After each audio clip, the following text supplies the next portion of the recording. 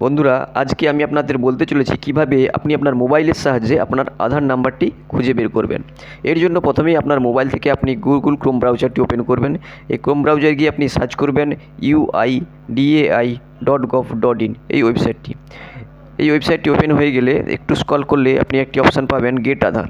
এই গেট আধার অপশানের আন্ডারে আবার একটি লিঙ্ক রয়েছে ডাউনলোড আধার বলে। এই ডাউনলোড আধার অপশানে আপনি ক্লিক করবেন।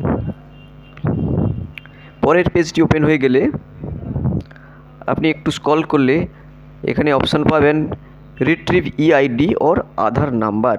এই অপশানটিতে আপনি ক্লিক করবেন। এখানে দুটি অপশান রয়েছে, আধার রিট্রিভের অপশান রয়েছে এবং এনরোলমেন্ট নাম্বার রিট্রিভের অপশান রয়েছে। তো আপনি আধার রিট্রিভ করার জন্য আপনি আপনার পুরো নামটি লিখবেন।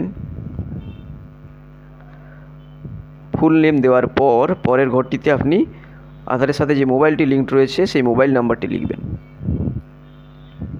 এরপর ক্যাপচা দিয়ে গেট ওটিপি অপশানটিতে ক্লিক করবেন। গেট ওটিপি করার সাথে সাথেই আপনার রেজিস্টার মোবাইল নাম্বারে ওটিপি চলে যাবে।